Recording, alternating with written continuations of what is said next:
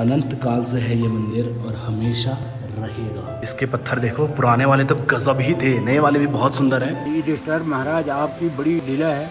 आप अगर इस काम को करना चाहते हैं तो यहाँ पर मंदिर का निर्माण करो। तो ये रहा हमारा विशाल विंदेश्वर महाराज, जिसको केदारनाथ का ही इस बार रूप दिया है। यहाँ पे 3 धारा है जिसके बारे में आज तक किसी को भी पता नहीं चला कि धारा एग्जैक्टली आ किधर से रही है पहाड़ों के अंदर से। जूते तभी भी किस गीले हो रखे यार। इस समय हमारे देश में बिनु राजा था।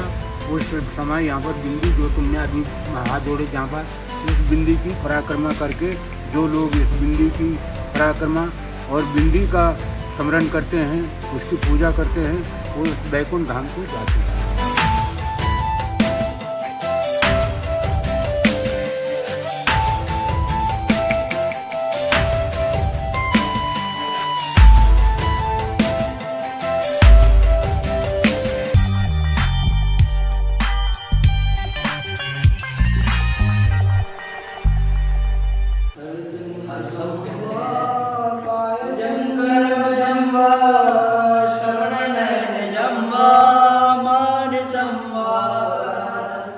हम लोगों के दर्शन तो हो गए भगवान के। बाबा जी हमारे साथ, मंदिर के मेन पुजारी, ये हमें मंदिर के बारे में थोड़ा बहुत इतिहास बताएंगे, कितना पुराना है ये मंदिर और क्या क्या मान्यता है। ठीक है, तो गाइस देखो, बिनसर महादेव जी के दर्शन कर लो। अनंत काल से है ये मंदिर और हमेशा रहेगा। जय बिंदेश्वर महाराज की जय। तो ये देखो, नया मंदिर कंस्ट्रक्ट हुआ है। इसके पत्थर देखो, पुराने वाले तो गजब ही थे, नए वाले भी बहुत सुंदर हैं। पिछले मैंने सुना था कि एक सिक्का चढ़ाते हैं, ऊपर की साइड फेंकते हैं तो ऊपर चिपक जाता है, लेकिन वो हिस्सा हटा दिया है ना अनूप? वो हिस्सा ऊपर की साइड से हटा दिया है। जो पहले टाइम पे था, जो ओरिजिनल होता है मेरे भाई, वो हटा दिया। पर बाहर से फेंकना पड़ेगा? अच्छा, बाहर से। पर पहले मैंने सुना था अंदर से फेंकना पड़ता था, तो अब मुझे एग्जैक्टली पता नहीं, मैंने सुना था बस। तो बिंदेश्वर महाराज जी के दर्शन कर लो। यही वो सारे शिवलिंग हैं जो पांडवों ने एक रात में रखे थे और इस मंदिर का निर्माण किया था। तो अब पंडित जी अब हमें थोड़ा मंदिर के बारे में थोड़ा इतिहास बताएंगे, कितना पुराना है ये मंदिर और क्या महत्व है इस मंदिर का। मैं पटी चौथान का रहने वाला हूँ और बेलवाल जाति के लोग हैं। हमारे यहाँ पर पटी चौथान के 10 आदमी हम यहाँ पर बारी बारी से रहते हैं। एक साल में 40 दिन की बारी देते हैं और यहाँ पर भगवान श्री बिंदेश्वर महादेव कहते हैं। इस मंदिर की बड़ी महत्ता है। यहाँ पर प्राचीन काल से जब स्वर्गरोहण हुआ, पांडवों का महाभारत हुआ, तो स्वर्गरोहण के लिए महाभारत छोड़ करके वो जब स्वर्ग के लिए जा रहे थे माता कुंती के साथ, तो यहाँ पर उनको बड़ा सुंदर लगा। यहाँ पर आगे छह चौरी है, ये छह चौरी में उन्होंने विश्राम किया। वहाँ से उनको यहाँ पर आने के लिए बड़ा सुंदर लगा। उन्होंने यहाँ पर देखा कि यहाँ पर बड़ा सुंदर स्थान है। यहाँ पर आकर के उन्होंने भगवान ब्रह्मा जी के, यहाँ पर ब्रह्मा जी है, यहाँ पर ब्रह्मा जी तपस्या कर रहे थे। उन्होंने तपस्या ब्रह्मा का स्मरण किया। ब्रह्मा जी आए, ब्रह्मा ने कहा क्या बात है? युधिष्ठिर ने बोला भैया यहाँ पर बहुत सुंदर रामणी का स्थान है, हम यहाँ पर एक नव निर्माण बनाना चाहते हैं। उन्होंने कहा ठीक है, बनाना चाहते हो तो विष्णु का स्मरण करो, मैं विष्णु को भेज देता हूँ। विष्णु यहाँ पर प्रकट हुए। विष्णु ने कहा भाई युधिष्ठिर महाराज, आपकी बड़ी लीला है। आप अगर इस काम को करना चाहते हैं तो यहाँ पर मंदिर का निर्माण करो। उन्होंने विश्वकर्मा को भेजा और भीम से कहा, हे भीम, तू बलवान बील है, तो इन्हें शिलों का निवास करना है और बाकी काम विश्वकर्मा करना है। तो भीम ने सारे शिले भीमसेन ने किए और यहाँ पर इस मंदिर में भीमसेन के नाम से, पांडवों के नाम से मंदिर का परिस्थिति हुई है। इस समय हमारे देश में बिनु राजा था। उस समय यहाँ पर बिंदी, जो तुमने अभी हाथ जोड़े, जहाँ पर इस बिंदी की पराक्रमा करके जो लोग इस बिंदी की पराक्रमा और बिंदी का स्मरण करते हैं, उसकी पूजा करते हैं, वो उस वैकुंठ धाम को जाते हैं। यहाँ पर वैकुंठ चतुर्दशी का मेला लगता है, साल भर में एक दिन हाँ, यहाँ पर विशाल मेला लगता है। और यहाँ पर जो लोग आते हैं अपने मनोकामना इच्छा पूर्ण करते हैं और भगवान बिंदेश्वर उनको पूरी तरह से मान्यता देते हैं। यहाँ पर भांति भांति के लोग आते हैं, भांति भांति के सुमन चढ़ाते हैं, उनकी मनोकामना भगवान पूरी करते हैं। यहाँ पर जो कुछ भी आप लोग दृष्टि से मांगेंगे वो अपने आत्मा से उसको भगवान स्वयं प्रकट करेंगे। ये वरदानी धाम है। यहाँ पर 3 धारें हैं। यहाँ पर तीनों धारों में नहाना चाहिए।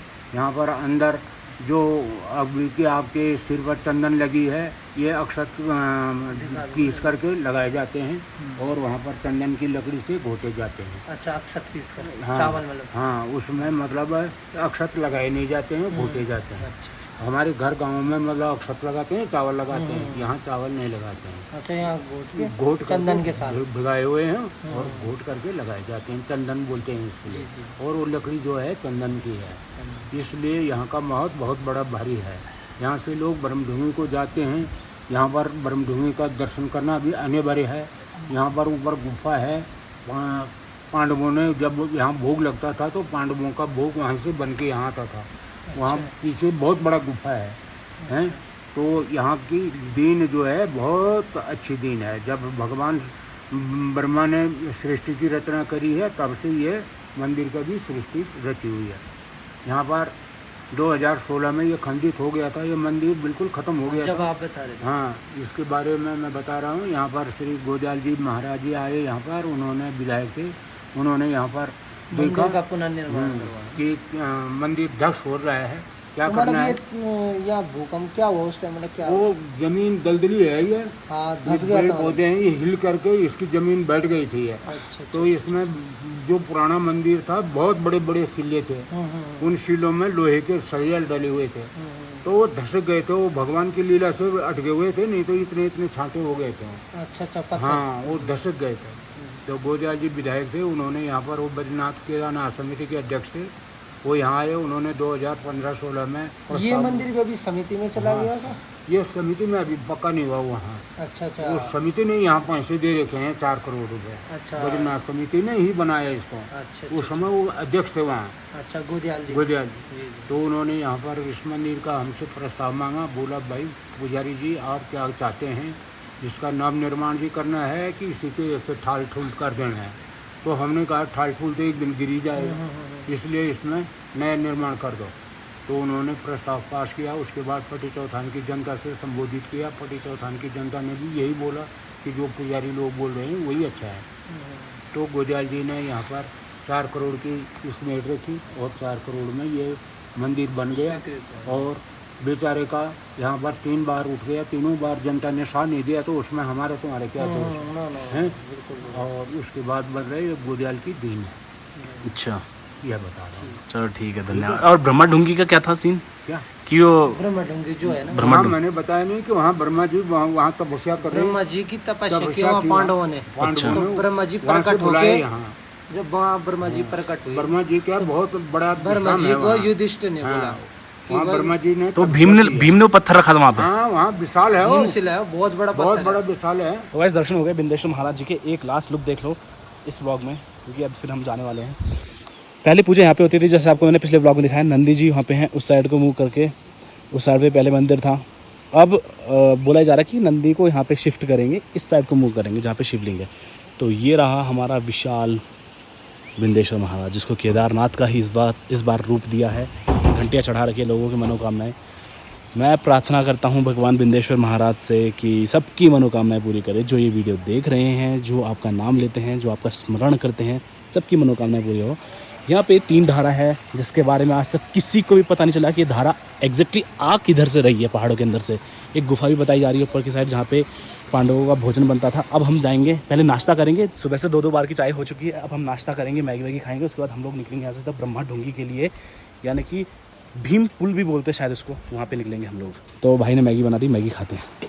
मज़ा आ गया ना अनूप? बिल्कुल भाई, बहुत ज़्यादा। बिंदेश्वर महाराज के सामने हम लोग अपनी मैगी खाते हैं, बैठे हुए हैं सारे भाई लोगों, मैगी खा जाओ। मैगी खाते हैं, फिर निकलते हैं आगे की तरफ। इस साइड निकलना है हमें, ऊपर की तरफ।